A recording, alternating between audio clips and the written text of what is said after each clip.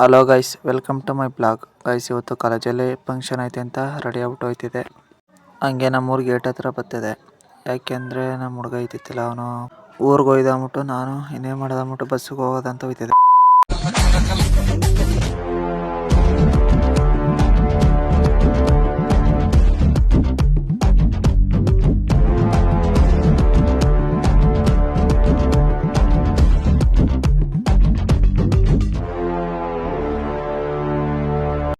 Bus stand ಹತ್ರ ನೋಡಿದೆ ವ್ಯಾಡ್ ಐಕ್ಲಿದ್ದು. ಇನ್ನೇನು ಮಾಡೋದು ಅನ್ಕೊಂಡು ಅವ್ರದ್ದೊಂದು ವಿಡಿಯೋ ಮಾಡ್ತೀನಿ. ಈ ಫಿಗರ್ ಎಲ್ಲೋ ನೋಡ್ದಂಗೈತಲ್ಲ, ನಂಗೂ ಹಂಗೆ ಅನ್ನಿಸ್ತಾ ಐತೆ.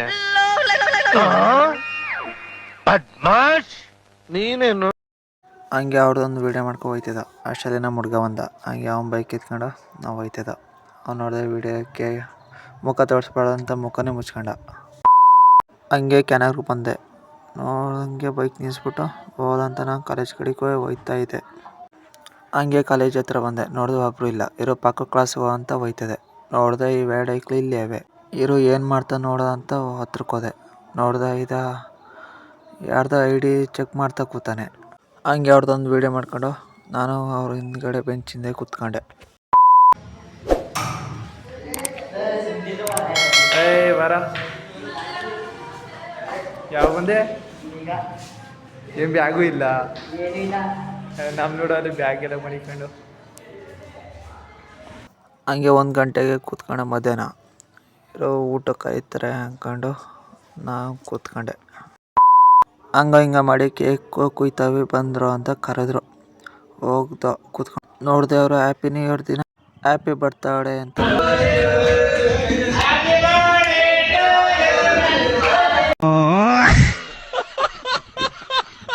ಇನ್ನೇನು ಮಾಡೋಕ್ಕಾಯ್ಕೊಂಬಿಟ್ಟು ಅವ್ರು ಕೊಟ್ಟಿದ್ದು ಒಂದು ಪೀಸ್ ಕೇಕ್ ತಿನ್ಕೊಂಡು ಹಂಗೆ ಕ್ಯೂ ಬಂದು ನಿಂತ್ಕೊಂಡು ಹಂಗೆ ಊಟ ತಗೊಂಡು ಬಾತು, ಮೊಸರು ಬಜ್ಜಿ, ಚಿಕನ್ ಗೊಜ್ಜು ಮಾಡಿರೋ ಜಡಿತಾ ಕೂತೆ ಚೆನ್ನಾಗಿ. ಆದರೂ ಚಿಕನ್ ಗೊಜ್ಜು ಅದು ಸೂಪರಾಗಿತ್ತು. ಅದು ಹಂಗೆ ತಿನ್ಕೊಂಡು ಊಟ ಮಾಡ್ತಾಯಿದ್ದೆ. ಊಟ ಮಾಡ್ಕೊಂಡು ಕ್ಲಾಸೊಳಗೆ ಕೂತ್ಕೊಂಡೆ. ಹಂಗೆ ಮಧ್ಯಾಹ್ನ ಕಾಲೇಜ್ ಬಿಡ್ತು ಅಂದ್ಕೊಂಡು ಕಾಲೇಜಿಂದ ಮನೆಗೆ ಹೋಯ್ತಿದ್ದೆ. ಅಲ್ಲಿಂದ ಬಂದು ರೇಡಿಯೋ ಮೈದಾನಕ್ಕೆ ಬಂದ. ಯಾಕೆಂದರೆ ನಮ್ಮ ಹುಡುಗ ಬಟ್ಟೆ ಅಳತೆ ಕೊಟ್ಟಿದ್ದಂತೆ, ಅದು ಇಸ್ಕೊ ಅಂತ ಬಂದಿದ್ದು. ಬಟ್ಟೆ ಅಂಗಡಿ ಯಾಕೋ ಬಾಗ್ಲು ಹಾಕ್ಬಿಟ್ಟಿರೋಬಿಟ್ಟು ಇನ್ನೇನು ಮಾಡೋಕ್ಕಾಯ್ಕೊಂಬಿಟ್ಟು ನಾನು ನಮ್ಮ ಹುಡುಗನೂ ಬಸ್ ಸ್ಟ್ಯಾಂಡ್ ಹತ್ರ ಬಂದು. ಅಲ್ಲಿಂದ ಬಂದು ಬಸ್ಸಾಗ ಕೂತ್ಕೊಂಡು ನಮ್ಮೂರಿಗೆ ಹೋಗೋದ ಅಂತ ಕ್ಯಾನಗರದಿಂದ ಬಸ್ಸಿಂದ ಇಳಿದು ನಮ್ಮೂರಿಂದ ನಾನು ನಮ್ಮ ಮನೆಗೆ ನಡ್ಕೊ ಹೋಗ್ತಿದ್ದೀನಿ.